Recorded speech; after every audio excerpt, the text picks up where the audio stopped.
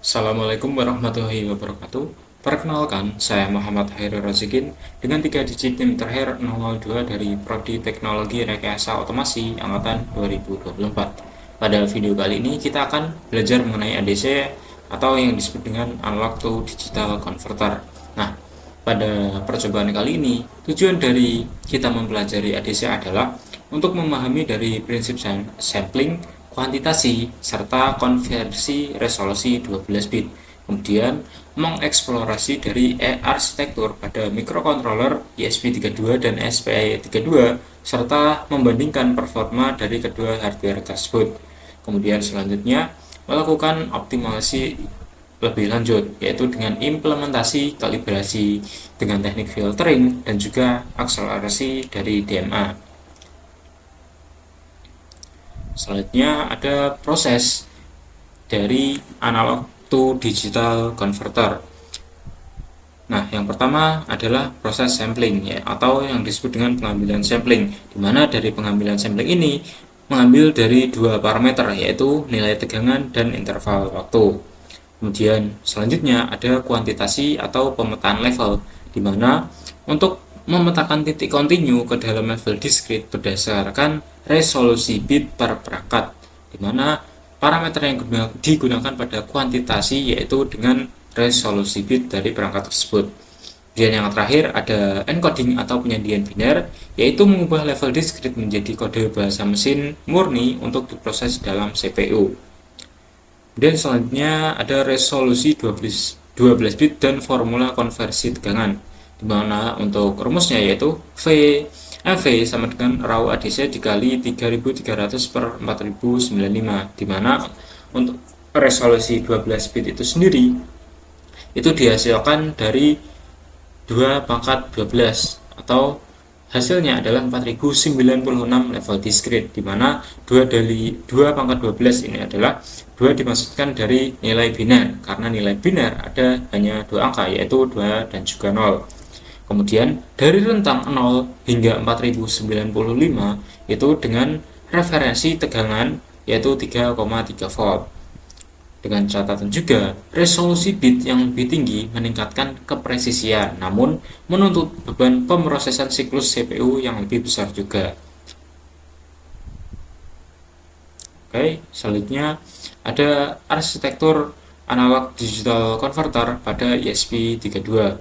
Nah, yang pertama ada auto kalibrasi FOC, yaitu menggunakan API bawaan dari mikrokontroller ESP32, yaitu mengkompensasi kelengkungan ujung rentang atau non-linearitas bawaan perangkat, ya, di mana menurunkan error margin dari 5% menjadi 1%.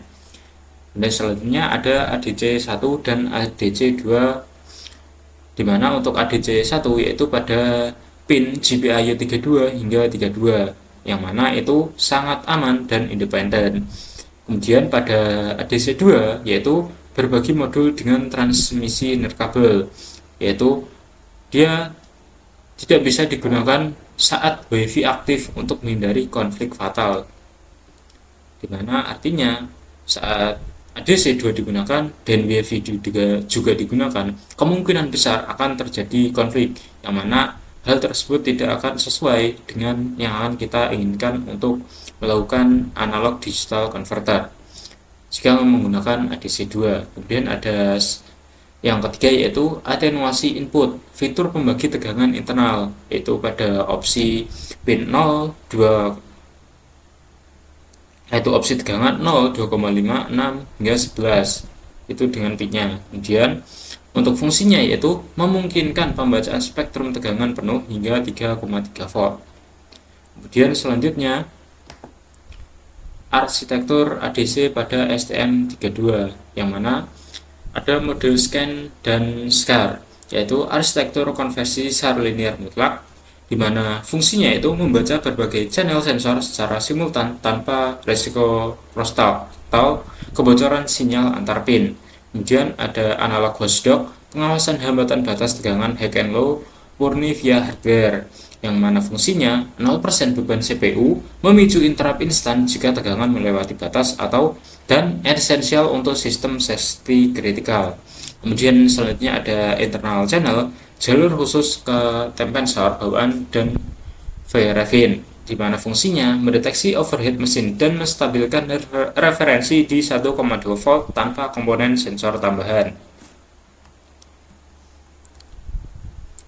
Selanjutnya yaitu optimalisasi sistem, di mana ini untuk mengendalikan dari noise dan bottleneck, di mana ada dua hal yang kita gunakan. Pada perangkat lunaknya kita sebut dengan teknik filtering, kemudian pada hardware-nya atau perangkat keras kita sebut dengan DMA atau direct memory access. Pada teknik filtering itu ada tiga metode. Yang pertama ada moving average, ada EMA, kemudian ada median filter. Moving average yaitu merata-ratakan data pada circular buffer, di mana data yang dihasilkan itu halus untuk sensor statis namun menciptakan sedikit lag.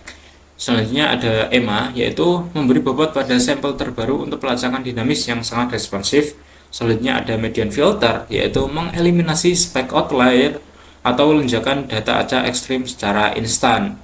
Kemudian selanjutnya ada DMA, ada bebas CPU, yaitu menghentikan mode polling konvensional CPU terbebas dari tugas baca tulis, sementara buffer memori diisi secara otonom atau otomatis. Selanjutnya ada metric impact, yaitu kecepatan sampling meroket dari 100 fps menjadi 10.000 ke atas fps. Nah, selanjutnya kita akan melakukan beberapa percobaan terkait ADC. Langsung saja kita masuk pada beberapa program yang kita gunakan dan juga demonstrasi dari percobaan yang telah dilakukan. Oke, ini adalah program untuk percobaan yang pertama, yaitu untuk percobaan yang pertama kita membandingkan dari respon waktu pada ADC1 dan juga ADC2, di mana ADC1 sendiri kita menggunakan potensiometer sebagai data analog, sebagai input data analog. Kemudian pada ADC2 kita menggunakan sensor LDR atau sensor cahaya. Nah, untuk dari alur kerja dari program yang telah saya buat, jika program dijalankan, lalu program akan menunggu dari trigger pada sensor 1 atau sensor 2, menunggu trigger dari ADC1 atau ADC2. Nah, jika telah terjadi perubahan pada misal ADC1, maka program akan akan menampilkan nilai perubahan dari ADC1. Nah, selain itu, program juga akan menampilkan dari nilai respon time yang dikeluarkan terhadap trigger yang kita lakukan pada potensiometer. Nah, jika nilai dari respon time itu tinggi, misal 50 milisecond, berarti terdapat delay di situ. Nah, seperti itu. Nah, kemudian pada ADC2 itu kita menggunakan LDR. Nah, setelah kita melakukan trigger pada potensiometer, nah, dan kemudian kita melakukan trigger pada sensor LDR, maka data pada serial monitor akan mengupdate dengan memunculkan nilai dari ADC2 pada LDR, di mana jika sensor LDR atau sensor cahaya mendeteksi cahaya semakin terang, maka nilai ADC akan semakin tinggi karena resistansinya semakin kecil. Nah, ini adalah konfigurasi pin yang kita gunakan untuk ADC1 dan ADC2 itu sendiri. Langsung saja kita masuk pada demonstrasinya. Oke, selanjutnya kita masuk pada demonstrasi percobaan yang telah saya buat. Yang pertama, kita upload dari program tersebut. Kita tunggu hingga program teroutput dengan sesuai ke microcontroller. Nah, selanjutnya, di sini tertampil program menunggu untuk sensor mengganti hingga kita men-trigger dari salah satu ADC1 ataupun ADC2. Di sini saya men-trigger dari sensor LDR, di mana LDR adalah dari ADC2. Nah, pada terminal tertampil trigger by sensor 2, di mana itu berarti tertrigger dari sensor LDR, di mana dari ADC dari LDR itu naik menjadi 1232 dan juga tegangannya yaitu 0,99 volt, di mana Untuk respon time-nya yaitu 0 millisecond, yang berarti triggernya itu aktual sesuai kondisi. Nah, selanjutnya ini trigger dari sensor dari potensiometer atau sensor 1. Di sini tertrigger dari nilai ADC-nya berubah dan juga dari respon time-nya yaitu 0 millisecond, yang berarti dari respon time-nya dia berhasil dijalankan dengan baik. Nah, setelah melewati percobaan pada ADC2, jika kita sambungkan mikrokontroller ESP32 dengan WiFi, maka ADC2 tidak dapat digunakan dengan baik karena secara jalur nirkabel dia tidak sesuai dengan aturan dari si ESP32 itu sendiri dari konfigurasi awalnya. Nah, dari percobaan 1 yang telah kita lakukan sebelumnya, nilai ADC1 dan ADC2 serta respon time yang dilakukan itu telah sesuai dengan kondisi aktual yang kita lakukan. Dengan begitu, dapat dikatakan bahwa percobaan 1 telah berhasil. Oke, sekarang kita masuk pada percobaan 2. Nah, untuk yang percobaan 2, kurang lebih sama dari percobaan yang pertama, yaitu membandingkan dari nilai respon time antara ADC1 dengan ADC2.